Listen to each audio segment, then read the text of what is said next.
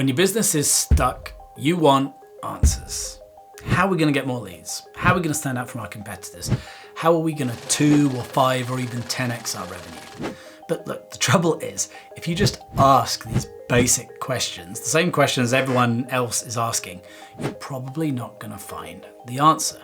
I mean, if it was that easy, we'd all be millionaires because we'd all just ask ourselves, how do I make $1 million? But it doesn't really work that way. No, if you want to have exceptional results, you have to ask exceptional questions, rare questions, the kinds of questions that most businesses and most founders never think to ask. And in this video, I've got 5 of them for you. 5 questions you've probably never thought about, but each with the capacity to give you a strategic breakthrough that changes everything.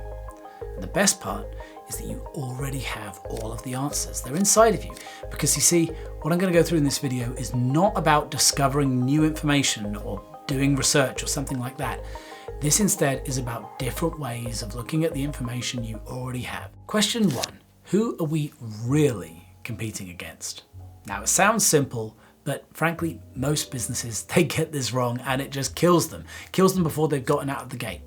You see, the thing is, the other options your customers are comparing you to are what is going to determine the leverage that you have. I'll just give you a simple example of a former client of mine, Eat Natural, to show you what I mean. Eat Natural were the original healthy snack bar in the UK, kind of like a granola-y fruit and nut bar. They came out in the late 90s, back when this was a very original idea, and it was also perceived as being extremely healthy. And so this is how they always thought of themselves, as sitting in this sort of healthy, yummy mummy, yoga pantsy snack foods category.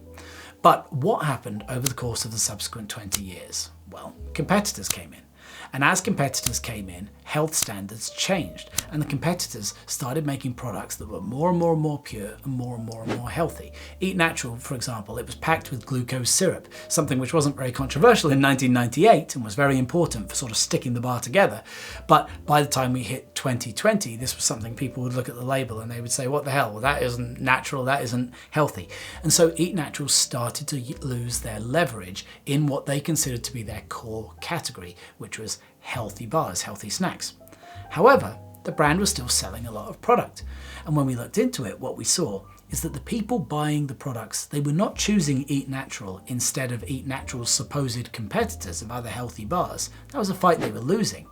Instead, they were being chosen by people who would normally buy a Snickers bar or a Mars bar or some other like mainstream candy bar, who thought that they were doing the healthy choice. So you see, when we put Eat Natural into that competitive set and we started to sell the bar not in the sort of health food section, but we actually started to put the bar into the candy bar section, suddenly it had leverage. It went from a low leverage space to a high leverage space, merely by rethinking who their true competitive set was. You need to choose the competitive set where you have the power, not the one that just sort of superficially looks like you, the way that like other sort of like fruit and nut bars sort of looked like Eat Natural, so we put them in the same bucket. Ask instead, what job are we doing for our customers? And then ask what other things also do a similar job to this. And then you can compare your offer to them to see where you have leverage. Question 2. Are we following any invisible rules? Now look, an invisible rule is a convention that every company in a given category follows blindly without ever really thinking about it or asking, is this thing necessary? They just do it because it's the way things are done. Everyone else does it. Now, a great example of a brand who discovered and then broke an invisible rule is Method, the cleaning products brand that I think sold to Johnson & Johnson for a few $100 million a few years ago. Now, Method made things, like bleach and sort of like household cleaning products. And what they noticed is that when you look at all of the brands in that space, they all had this very sort of aggressive, quite tacky graphic design style on their packaging, which was basically there in order to make people think this thing cleans really well. Things like Bang or Jif, and have a big sort of like cartoonish sort of explosion symbol on them or stuff like that. Everything to make you think, whoa, this is going to really cut through the dirt. And in the end, because of the whole sort of category kind of sleepwalking, they'd ended up where, although all the brands looked different in terms of colours and stuff like that, they all basically adhered to this invisible rule of having these very aggressive, bold, sort of tacky looking bits of packaging.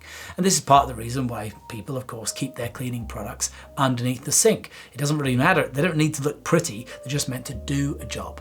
Well, what Method realised is, hey, it doesn't actually necessarily have to be this way. There is no real reason why a cleaning product couldn't also look beautiful. And of course, this communicated not hardcore cleaning power, but lovely scents and a sort of gentle, eco-friendly nature, which were all part of their product characteristics. And this opened up again a whole new space in their category. All they had to do was see the thing that everybody was following blindly, which wasn't actually remotely necessary to the functioning of that category at all, and then just break it. And suddenly everyone sees it and it's like, oh, well, that was obvious. Well, it wasn't obvious before Method came along and did it. Now, the trick to finding invisible rules like this, which can be easily broken, is to just examine your competitors and make a list of all of the things they have in common.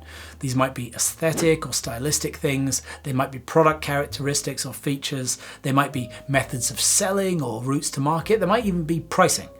And then for each one of these, just ask, is this thing essential to this category? Is it instrumental in making this product actually work? Or do people do this thing just because they're thinking on rails and they never let their mind consider other potential ways of doing things?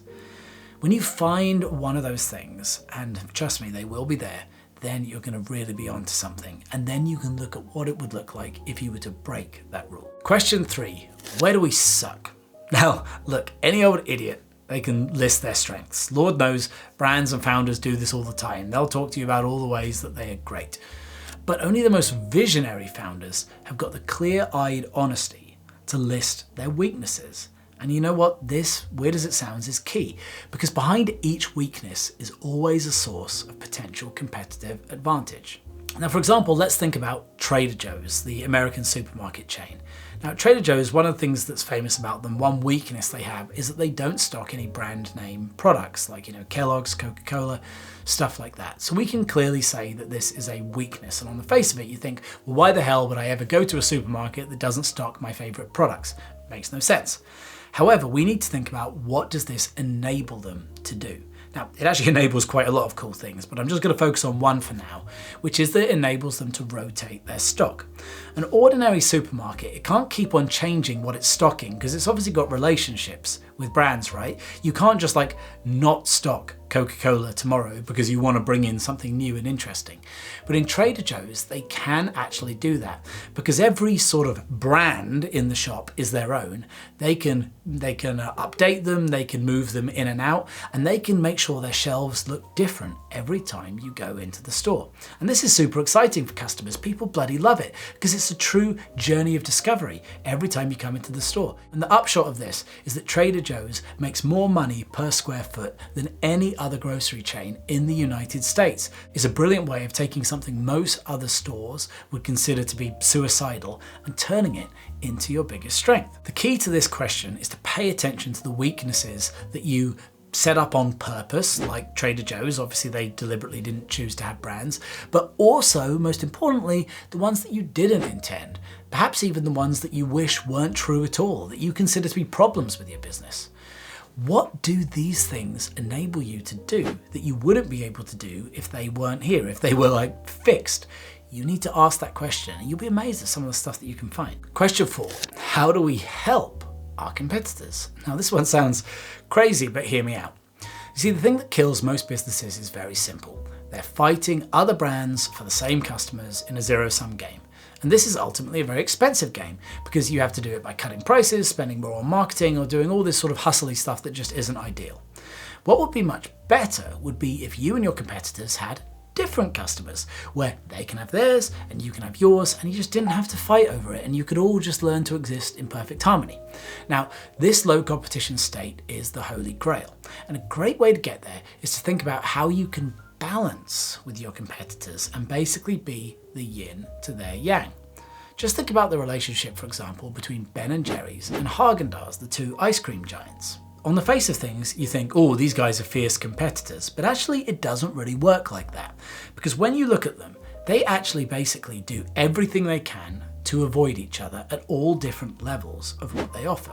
So first of all, most superficially, Haagen-Dazs is the sort of classy, grown-up ice cream, a very elegant dinner party kind of thing, while Ben & Jerry's is the sort of crazy, childlike ice cream. So you can see that these two nominal competitors, they're actually sort of very, very balancing with each other. You've got the kind of crazy, wacky one, you've got the sort of like classy, serious one, essentially. And so when someone goes to buy ice cream, generally speaking, they're going to quite easily be able to navigate to one or the other. The two are not screaming and fighting against each other.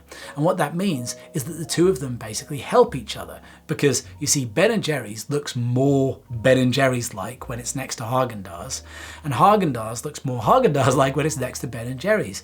Yin and yang, they are helping each other. They have a collaborative relationship in the category. So look, you can do the same. Just look at what your competitors offer and ask, what would be the balance of this? What would be the opposite of this?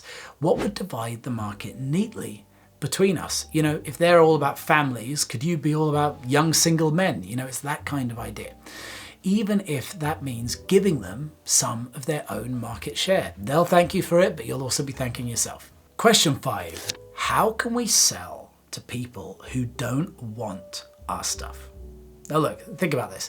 Average businesses, what they do is they sell to people who are shopping for their stuff. It's obvious. They think people want X, like socks or whatever, so we will sell it to them, just like loads of other brands that are already selling that thing to them. But what great businesses do often is that they sell to people who are not actually shopping for their product at all, at least not yet. And what this means is you find a way to position your goods so that you can bring new people into the category who hadn't considered it yet, rather than just selling to the true believers who were already there. Now, to be honest, this is the technique that I use. Like, my whole no bullshit strategy shtick is really just a way to attract founders who don't ordinarily think about the classic Harvard Business Review kind of strategy.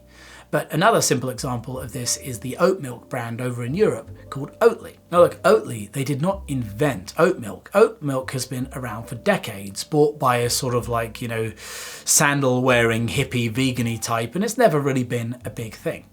What Oatly did, however, is they came along and thought, how can we sell oat milk to people who don't want oat milk? How can we sell oat milk to people who are actually kind of okay with drinking regular milk, non-vegans, for example? And they had this incredible strategy of basically going and making a barista version that worked very, very well in coffee, and then going around to all the cool coffee shops, making sure that they would stock the product, making it very, very visible, and then having people start to basically realize, oh, oat milk is a legitimate alternative to regular milk. And people who are not vegans therefore started to have oat milk. But they weren't having the oat milk that had been existing for 20, 30 years, much to their annoyance. They would only have Oatly's oat milk. So you can imagine how pissed off all of the other oat milk brands were who had been around forever. And then when oat milk started booming and millions of customers piled into Oatly, they were like, what the hell are you doing? We've been selling oat milk for years. Yes, but they have been selling it to the sort of people who want oat milk, whereas Oatly came along and found a way to sell it to that sort of dormant, much bigger category of people who didn't want it until they showed them that it might actually be right for them after all. Can you think of a new group of people who would benefit from what you're selling if they just tried it? Now, what is stopping them now? And is there something you can do to fix it?